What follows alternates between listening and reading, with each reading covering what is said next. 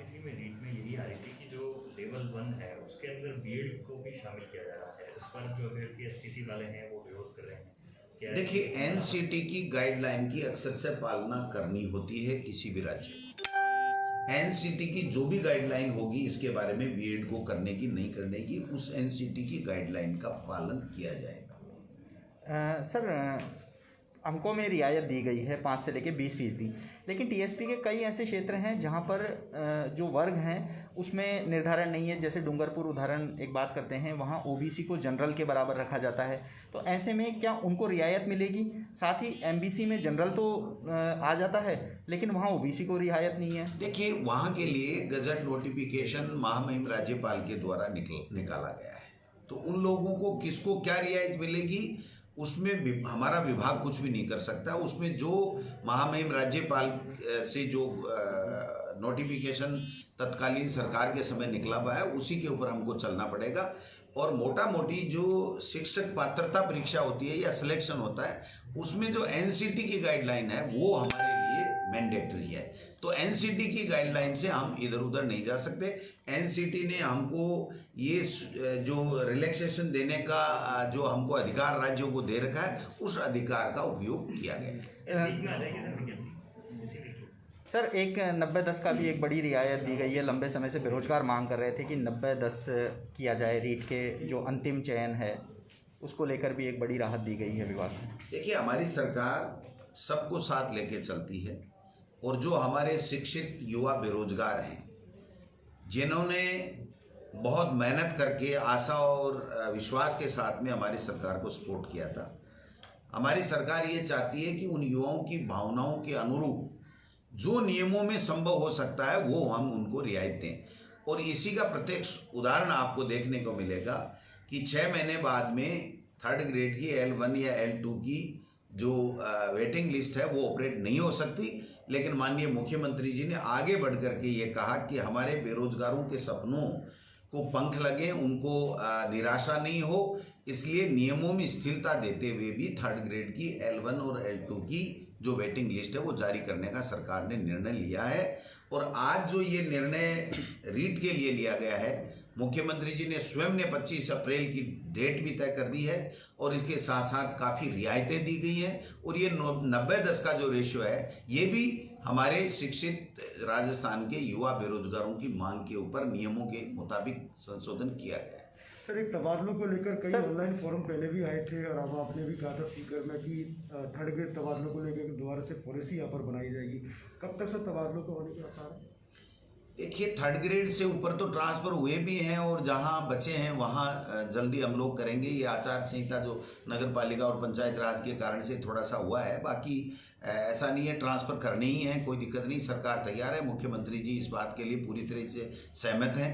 तो 3rd grade के लिए हमने एक पॉलिसी बनाई है और वो पॉलिसी हमने ऊपर के लेवल पे हमने सबमिट की है। उसकी अब एग्जामिनेशन किस प्रकार से उसको परीक्षण करवाते हैं मुख्यमंत्री जी कमेटी बना के या किस प्रकार से, और उसके बाद में ही हम लोग लागू कर पाएंगे। क्योंकि 3rd ग्रेड में सबसे बड़ी दिक्कत ये है कि जो बाड़मेर, जैसलमेर और 11 जो प्रतिबंधित जिले जो घोषित कर रखे हैं पहले से, उनमें जो टीचर्स हैं वो सब अपने इधर 9, 10, 11, 12, 13 जिलों में आना चाहते हैं, जबकि यहाँ पर इतनी वैकेंसीज नहीं है।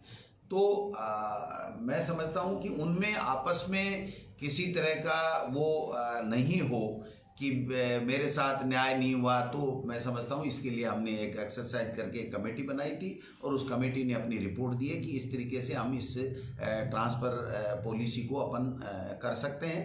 तो वो अब प्रक्रियाधीन है और जब भी प्रक्रिया पूरी होगी उसके बाद में वो चीज़ सामने आएगी। सर, कोरोना संक्रमण की दर पहले की तुलना में कम हुई है, क्या स्कूलों को दोबारा खोलने पर कोई विचार चल रहा है? बिल्कुल, देखिए, इसमें मुख्यमंत्री जी भी बहुत संवेदनशीलता के साथ में विचार कर रहे हैं और चिकित्सा विभाग और होम डिपार्टमेंट और केंद्र की एसओपी, ये सारी चीज़ें मिलकर के ये चीज़ें तय होती हैं।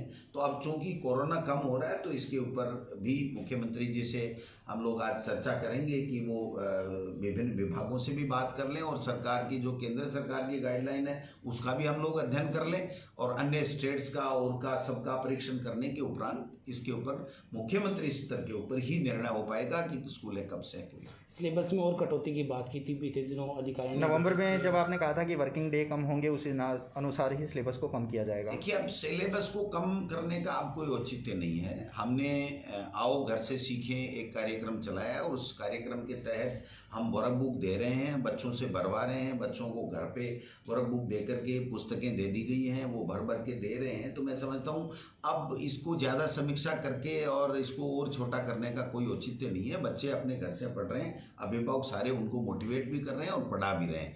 तो अब जब प्रश्न पत्र आएगा या एग्जाम होगा या टेस्ट होगा तब इसको देख लिया जाएगा कि किस तरीके से कितना अध्ययन हुआ है और किस तरीके से बच्चे का जो आगे का फ्यूचर है वो कहीं दिक्कत में नहीं हो। तो इस बात को उस टाइम देख लिया। तो अब एग्ज़ाम भी आगे बढ़ाई जाएगी। सर, कंप्यूटर शिक्षक भर्ती की बात करेंगे। लगातार मांग उठ रही है कि कंप्यूटर शिक्षक की भर्ती की विज्ञप्ति निकले आपकी वजह से। कंप्यूटर शिक्षकों के लिए कैडर का निर्माण की बजट घोषणा की गई थी और मैं समझता हूँ वो फाइनेंस में हमने पत्रावली भिजवाई है। उस क्वेरीज उनकी थी जो हमने पूरी की है। तो मैं समझता हूँ इस वित्तीय वर्ष में जो बजट घोषणा थी वो कार्डर निर्माण की थी। तो इस वर्ष में हम लोग कार्डर निर्माण पूरी तरीके से कर देंगे और उसके बाद में जहाँ जहाँ आवश्यकता होगी वो भर्ती के लिए चूँकि मुख्यमंत्री जी इसमें निर्णय लेंगे, अंतिम निर्णय, तो मैं समझता हूँ कार्डर के निर्माण की बजट घोषणा को हम इसी वित्तीय वर्ष में पूरा कर देंगे। नए पदों पर भी सर कई भर्तियां जो है पाइपलाइन में है उसको लेकर। देखिए, नए व्याख्याता की जो भर्ती है उसको रिजल्ट काफ़ी आ चुके हैं। डीपीसीज हमने कर ली हैं तो उसकी पदस्थापन की प्रक्रिया चल रही है। जो पेंडिंग जो हमारी भर्तियों की कुछ है, जैसे पीटीआई के कुछ पदों की भर्ती बकाया है या कुछ कोर्ट में अटके हुए हैं, तो हम लगे हुए हैं कि कोर्ट से वो भर्तियां निकले और जो कर्मचारी चयन आयोग है वो भी अपनी भर्तियां पूरी करे। आरपीसी से भी सरकार पूरी संपर्क में है कि वो भी जल्दी से जल्दी जो भी उनके पास में पेंडिंग पाइपलाइन में भर्तियां हैं शिक्षा विभाग की वो हमें भेजे, जिससे हम पद स्थापन करने की कार्रवाई नियमानुसार कर पाएँ।